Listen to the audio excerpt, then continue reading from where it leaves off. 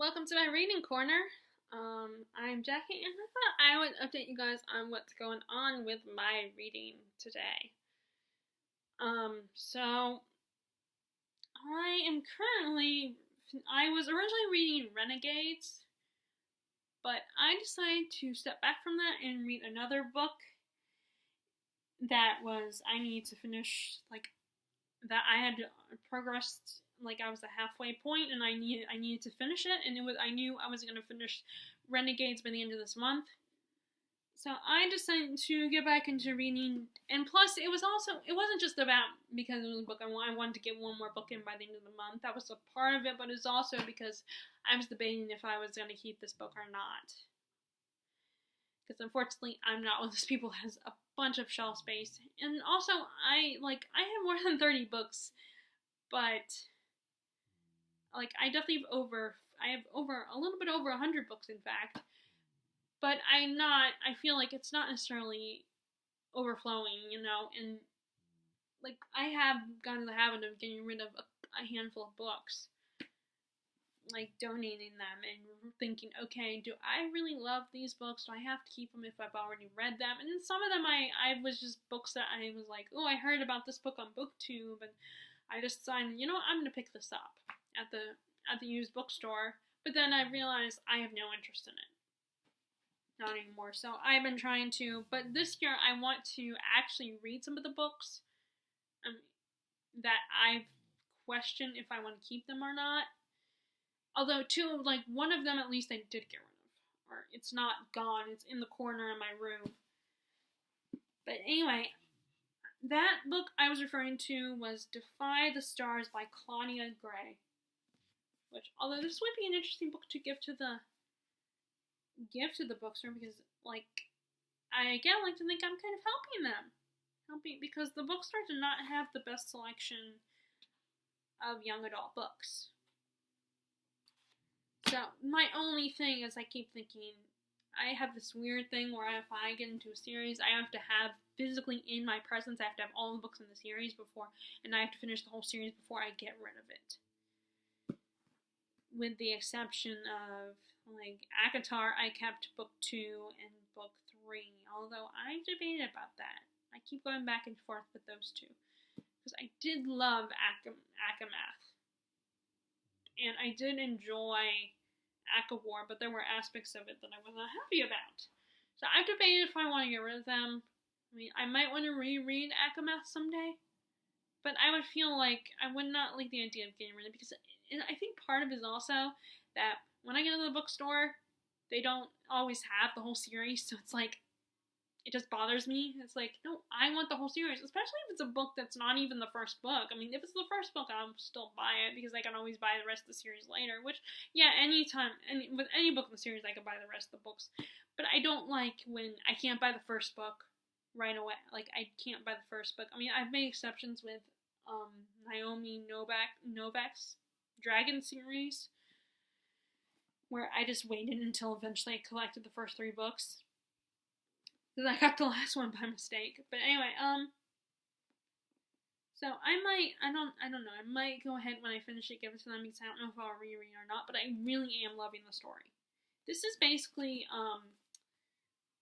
Earth has kind of been messed up, so a lot of people have colonized in space, and you have our 2 main characters, Naomi Vidal, who is a soldier in training from a place called Genesis, and then you have Abel, who is an AI created by this famous scientist. Famous scientist. What is his name? I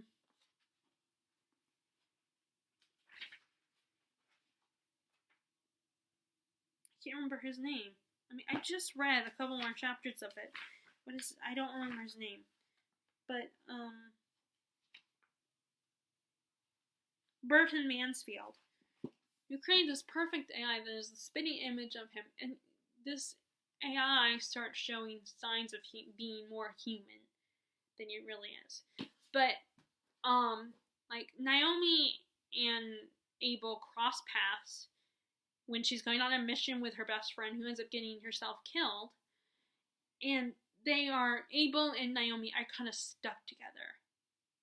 Because, and like she will spare his life for the time being if he helps her. And she is basically willing to sacrifice him because she just sees him as a machine. But then throughout the rest of the story, she starts to realize that he's more than just a machine, that he actually has human emotions and feelings, and he develops a bit of a soul. And he has developed a bit of a soul, and they're right now traveling, and they basically are traveling through space, trying to complete this mission. And she's starting to question it because she's starting to realize that Abel has a soul. So it's like, can she sacrifice Abel to save her planet? And I've always wanted to read books about this kind of story. Like, I like seeing AI storylines on TV, but I haven't read a lot of books that are AI related storylines. And this one is so interesting, and I'm almost done with it. I want to say 6 or 7 more chapters to go. And you can see, and it's a slow burn, and what I love about this is, not only is it interesting to see an AI develop human traits. I always find those are some of my favorite stories, but one of the biggest traits he develops is the ability to love. And he develops feelings of love towards Naomi. And it adds a really interesting dynamic to it. Like Naomi is she's starting to develop feelings for him too, and both of them are questioning themselves. It's like, this doesn't make any sense. I shouldn't have these feelings. Like, in her head, he's just a machine at the end of the day, and eventually I might have to sacrifice him. And for him, it's like, it's not logical. It doesn't make any sense in his positronic brain, which that is something I got from Bicentennial Man, starring Robin Williams, which is a good movie. But he is. And I like examining that. The idea of not just a romance, but just the idea of this AI, this artificial intelligence developing human emotions. Developing all these complex feelings. And he's a robot. He's not supposed to develop he's not supposed to have these complex feelings, but he begins to develop them. And I find it so interesting to explore. Especially because when you have that kind of character in a story, they begin to appreciate things that we have taken for granted because we're so used to them. We're used to having feelings. We're used to reacting to things. We're used to all the things that make Earth and our world beautiful and also terrible at the same time. We're used to our senses and our feelings, and this guy, Abel, this AI, Abel, is not used to that, and everything is so new and amazing to him, and he's so fascinated with it all. And it also, of course, has the scientist that created him, and you kind of get the vibe that he might not be such a great person after all. But Abel's also devoted to him, and I've realized, and I think it's finally revealed that he really isn't a great person. That Abel's creator, his father figure. But it's a very fun read, and I like I said, I love that kind of plot. That whole an AI becoming human. Like some of my favorite movies, like I love Bicentennial Man. I love the movie called AI, starring Haley Joel Osment. On Star Trek: The Next Generation, there's an AI in that story. I don't know if there's AI in some of the other series, but like Dana is one of my favorite characters. It's just so interesting to see them interact with humans in these stories. And in the case of Dana, it can be very funny. And in this book, it's also very funny. Like, he makes me think of Abel, and how his whole socially awkwardness, because he's a robot, so he doesn't understand that he's being awkward and he's asking inappropriate questions. And it's like, I always like that. I also like that when you have a demon that becomes human for the first time too. I think like on Buffy the Vampire Slayer, with the character of Anya, she was a vengeance demon who all of a sudden has become human again. And of course, you realize that she's always been considered odd and eccentric. But anyway, but I'm almost done with this. I want to get this done. I think I might. That's another one of the reasons why I don't want to go to this stupid trivia night at my work, because I want to finish this book, and I might finish it tonight because I am so close to finishing it. And that'll be good, because then that means I squeezed in a 4th book, or a 5th book in this month, which will make me a little proud. I can't help it, but I'm a little proud when I read more than a couple books and finish them. Not just DNF, but actually finish them. Plus, my Goodreads goal is 100 books. So this is a really good book, you know. It's a young adult book, so it has the typical elements of a young adult book, but it's very exciting, very thrilling. And if you like AI stories, it's a really fun one, you know, and it's very entertaining, and I love Abel. He's so adorable in his awkwardness and with his scientific mindset and logical brain, and it's just kind of adorable. I know, like, I read some reviews on this book last night. You know, some of them are a little disappointed. They feel like he's not romantic, but of course we're dealing with an AI. He's a robot, and I mean, it says it in the back of the book that he's a machine, and so, I mean, I don't know why people who read this book, unless they just didn't read the back of the book and just went by the cover alone and what they read on Goodreads or something. I mean, if you are not familiar with AIs, they're not supposed to, they don't show the physical emotions because they're not human, they're robots. So I think that's, to me personally, I don't get that criticism of this book that, I'm so disappointed because Abel, it's a love story, and Abel doesn't show he's not romantic at all. I mean, he's a robot. He's not going to show emotion. Not the way we do. And it's going to be more subtle. But yes, I love this book, and I definitely want to continue the rest of I think it's just a trilogy, so there's 2 more books. And like I said, I feel hesitant to get rid of it. But this might be a book that when I finish it, I might donate it to the bookstore.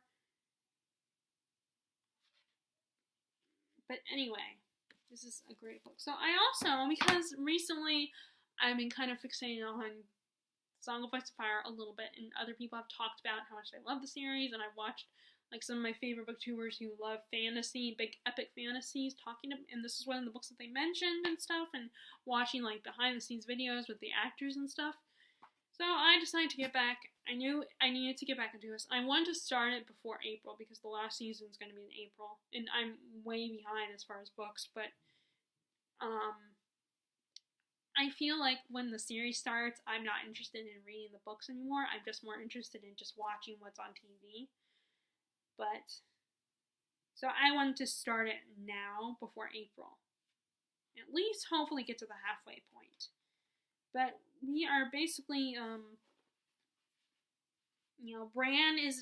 character Bran is now running things at, I can't remember what their place is called. Running things at Winterfell, and he's all lonely and stuff, especially because he's bedridden, or he has to be carried in something, because, you know, if you read the first book, you know, he gets pushed, he breaks his leg and becomes a cripple. Which is really, I feel so bad for the kid. So it sucks, because all the things he loves to do, like, he can't do anymore, and his dream has been crushed because he can't walk anymore.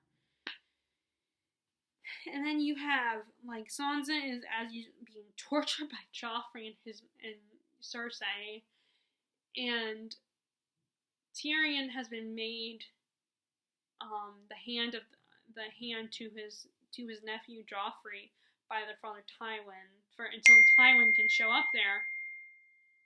And he's, of course, a little brat as usual, and Tyrion is doing whatever, like, he's found out about the wildfire that's under the castle, underground. He's found out about the wildfire, and which is going to come up later in the story. And then you have, and Arya is traveling along with Gendry and the other boys, and they're kind of they're currently in a really bad predicament. They've just been caught, and poor little Lamy has just been killed. I feel bad for the poor little kid, but I can understand where he gets kind of annoying. But especially when when survival is important. And then let's see, and then we'll be getting back. The next little chapter will be Catelyn's chapter, which she knows she's at Riverrun with Robb, and they're trying. And Robb has decided to try to negotiate with the Lannisters. Sends them a little message with the Lannisters' cousin-in-law, I guess you could call him, sending him a little message that they need to set Robb's sisters free. Of course, we all know that only one of Robb's sisters is with the Lannisters right now. And so that's really all I remember. It's a bad description of what's going on, but surprisingly, I like George R. R. Martin's writing style. I know it can be kind of dry and very descriptive to the point of too much. Like, I definitely agree with, like, Marcia Napier's opinion on that. I remember she just read Song of a Game of Thrones just recently and did a whole vlog on it and everything. And that's one of the things that she said. It's George R. R. Martin is very dry and very descriptive with his writing. And he describes a lot of things in very detailed, and he's kind of like, and it's funny, he's kind of like Tolkien in that way, from what I've heard. Because as you know, if you've been watching me for a while, you know I have not read The Fellowship of the Ring, and I probably never will. I mean, maybe when I'm old and gray, who knows? But right now, I kind of like George R. R. Martin's story, and maybe that's because I've watched the Lord of the Rings movie so many times that I have it memorized, so it's a little harder for me to get into the book. And I guess with the show, it's a little different, because it's not like you can watch, there's periods of times when you're not watching the show because the season isn't on right now. And with the books, with the movies, you can watch it anytime you want. But I am really enjoying this, and I like the gritty and the darkness in the story, and how no character is a good guy. You have to really reach the surface to see if someone is a good person in this story. Like, there's very few good guys. And even the good guys do dumb things. Like Jon Snow, he does some dumb shit. He makes a lot of bad choices. And he also, and like any other person, he has a personality where he is he's a person that, because he is from a rich family, even though he's a bastard, he still feels a little bit entitled and does not like the fact that when he's at the Night's Watch, he's not treated like anything special. He gets a little arrogant about it. But then he slowly does learn that he's not, that he's no longer, everyone here is equal. Which I guess that stems from the fact that he is a bastard. And, even at home, he was not treated ideally. He was not entirely part of the family. He was beloved by his siblings. But, like, I feel like some of them, like Sansa and his mother, and Catelyn did not treat him, which you can't blame Catelyn, but with Sansa, she's just following her mother's example. So, but yeah, just the writing is so good, and when it gets a little gritty and gross, and they talk about sex way too much, I just gloss over the sex scenes. It doesn't faze me. But the only thing I might do is like skip, like not say the F word when the F word is mentioned, because he does use the F word. And it does kind of annoy me. I gotta admit, I have friends who will like, oh, this book doesn't need sensationalism. I don't want to read it because there's so much, it's so gritty and dark, and there's all the F word, and there's the sex, and all that vulgar language, and all that stuff, and oh, it's unnecessary. You don't need that. But I want to say, honey, he's trying to, George R. R. Martin, this is probably more authentic than anything, and if, it kind of almost annoys me, but then at the same time I'm thinking, well, she chooses not to read it, and that's the best I can, at least she's not being like, oh, I'm going to read it and then trash it, and talk about how horrible and disgusting it is. Like, it's a lot worse when someone reads a book on purpose just to bash it. I mean, I know there's rant reviews, which, if I don't care about the book, or I don't like the book, I watch rant reviews, and I can understand why they can be entertaining, but I don't think those people are like, oh, I'm going to read this book just to trash talk it, because I know I'm going to hate it. I don't know. Although sometimes I think there are times when they read a book because they have to, because they're like it's part of their job or something. But yeah, it's such. I love the series when I start reading it, and it's just such. You just get lost in this series, and I definitely want to read more. I am trying to read more books that this thick more often, but I still have a bad habit of not reading them all the way through in one go. I can't just sit there and the only break I take is to go eat and go to sleep and go to work. Although even when I go to work, I'll still as long as it's a book this size, then I can shove it in my little lunch pail, because I do bring a little lunch bag to hold a water bottle and snack, because I get a 15-minute break. And then I also actually recently got you can't really see it but actually my Daenerys Targaryen Funko Pop just fell because these do not stay up. That really is annoying. But when we went to BJ's in South Carolina, I saw this. It's really awesome because you don't get if you go to a bookstore like Books A Million or Barnes & Noble, this is going to be $30. But if you get at BJ's or Walmart or something, you can get a hardback book that's at least maybe $10. Although some hardback books are $20. But it's a little cheaper to get them books like this at BJ's or Walmart or something, or Costco, the equivalent to BJ's. But yeah, I got this. It's so awesome. It's basically the history of the Targaryens when they were sitting on the Iron Throne and their story. Let's say Fire and Blood 300. I don't know what the 300 means, but yeah, it's really cool, and it I looked through it, and it actually has pictures. First, it has this, which I really love when books have, either when they have this image in the inside, or they have something on the outside, which this book does not have something on the outside. I really like the idea of a book having something in the inside. I don't know if you would necessarily get that with paperbacks. You might get a map, but it also has, let me see if I can find any. It also has all these pictures, which I think is really cool. It has, can you see it? It actually has illustrations, sketches in this book. And I think this is just basically like you're reading a textbook. But of course it's more fun than a textbook, because it's history that you would want to know. And I think Martin wrote this because he was still taking his time with book number 6, I think, of Song of Ice and Fire. So I was he decided to write this book to satisfy us until he was done with the other one. Whereas I know people are still kind of pissed and annoyed that it's still not out yet.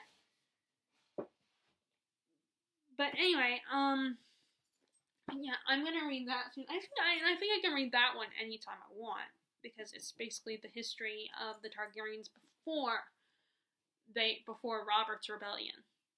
So funny that I remember that stuff. But anyway, so that is my reading update as of right now. If you like this video, be sure to give it a thumbs up and click subscribe if you liked it, and click the bell icon below to get notifications of when I post new videos. And as always, I hope you all are enjoying your reading. I'd love to know what you are currently reading right now, and I will talk to you all later. Alright, bye!